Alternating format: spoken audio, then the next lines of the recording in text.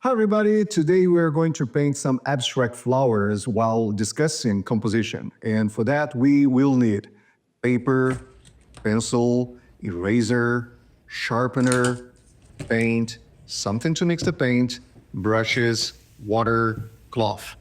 Before we start painting, let's talk a bit more about composition, which is the way elements are arranged within a given space. The success of a composition relies more on the way its elements are composed than the material, the technique, and even the style that you are going to be using. While you can use photographs as references, you don't need to replicate them precisely. The key is to arrange elements in a way that feels balanced and harmonious.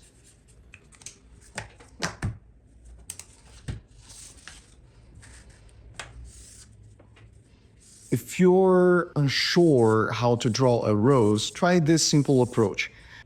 Start with a U shape, add a few lines inside it, do this little thing here on top, and you'll have a rose. And from this basic shape, you can create as many flowers as you'd like to build your composition.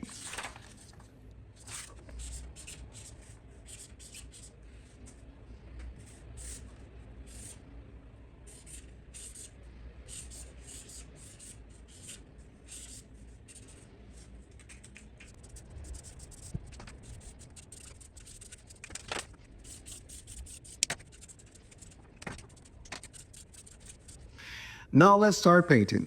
Notice that we are working with just blocks of color, no defined shape, just an abstraction. And yet, because the composition is structured and balanced, the painting still works.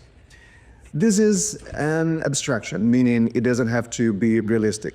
The goal here is not to recreate a photograph, but to understand how colors and shapes interact in a visually appealing way.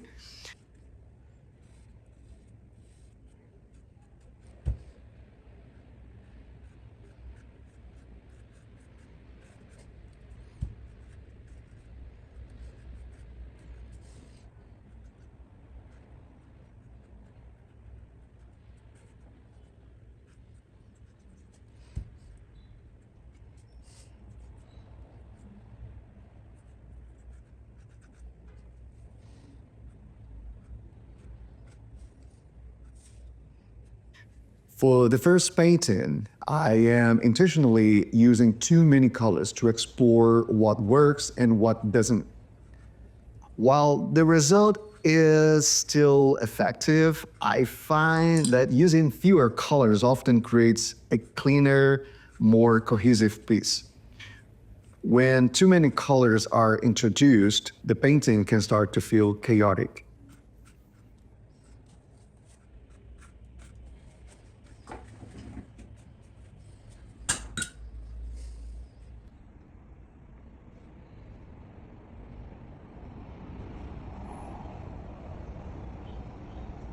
For the next composition, we'll follow the same process.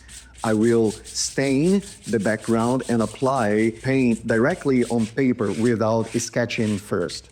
Instead of worrying about precise shapes, we will focus on arranging the blocks of color. I'm painting freely without stressing over whether each block looks like a flower or a leaf. The key to making it work is the arrangement of colors and shapes rather than the accuracy of details.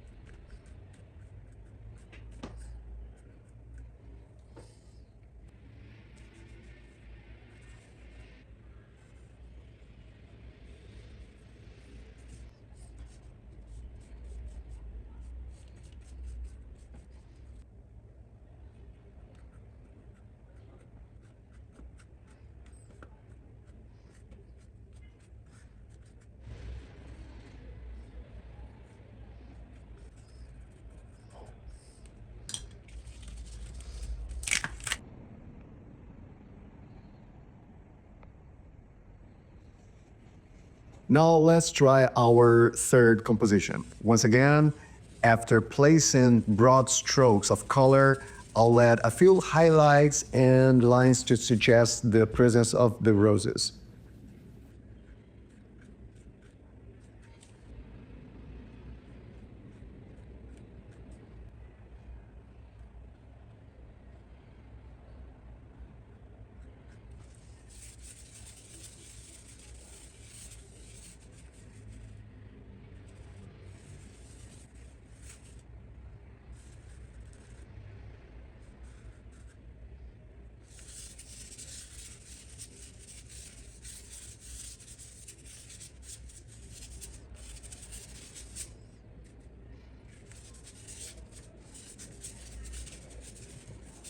At this stage, I could leave the flowers as they are, simple and abstract. However, for the sake of practice, I'll add more color and see how it goes.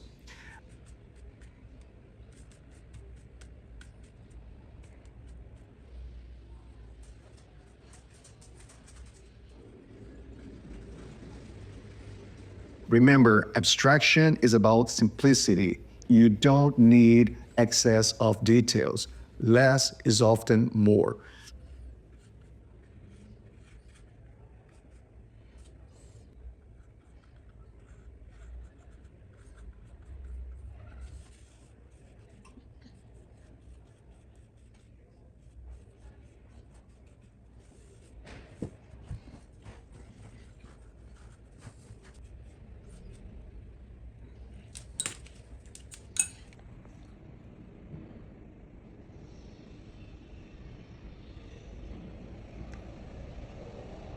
For this composition, I'm painting 4 roses, each one in a different color.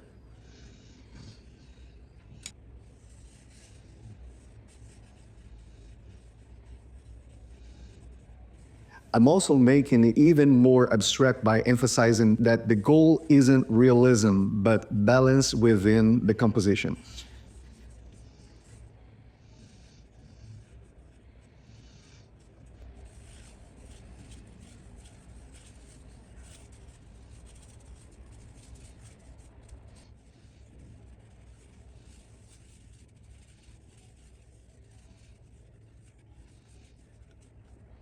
If you are working with multiple colors and want to create a sense of unity, try adding small pops of one color into different areas of the painting. For instance, I have incorporated touches of blue into each flower and used the same green for the leaves and flower details. This helps tie everything together.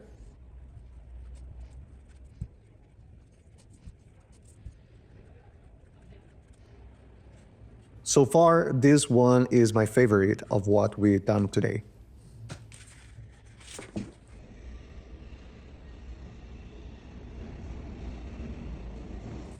Now let's apply the same principles to a flower field.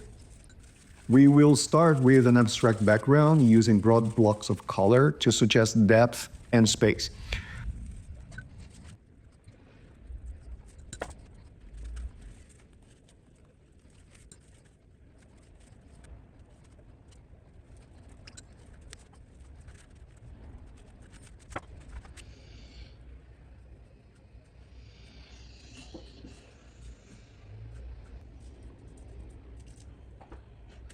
For the flowers, simply stamp the brush into the canvas. No need for detailed strokes.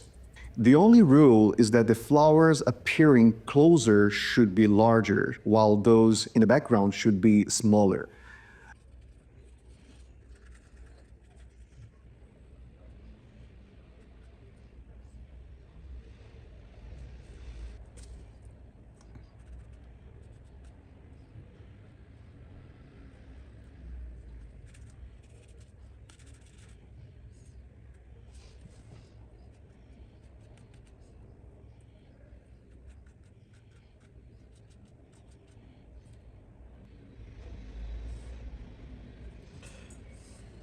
Once again, I'm using green as the unifying color throughout the composition. This consistency helps connect all the elements visually.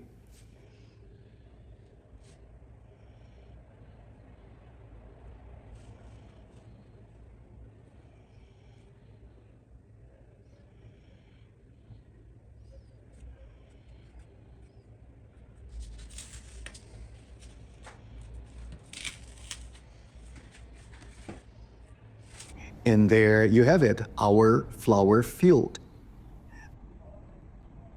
Now, one more piece using the same technique.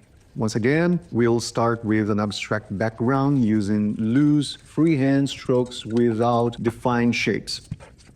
There is no need for precision. This is about movement, color, and composition rather than realism.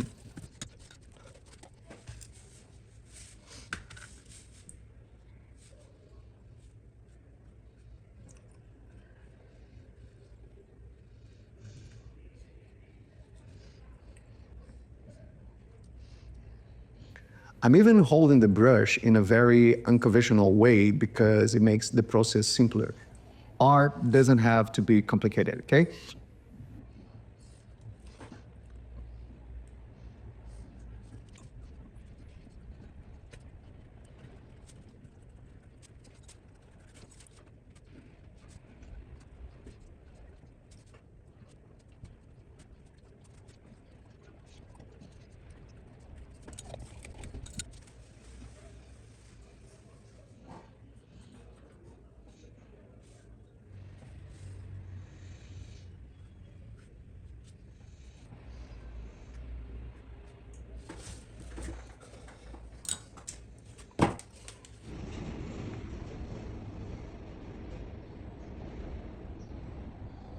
And here are the results of today's exercise. They are far from perfect, but that's not the point.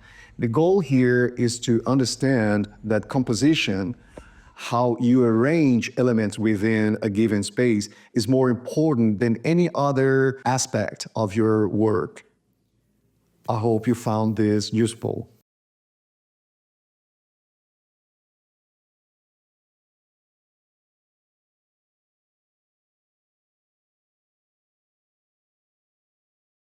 As always, keep on practicing and thank you for joining us.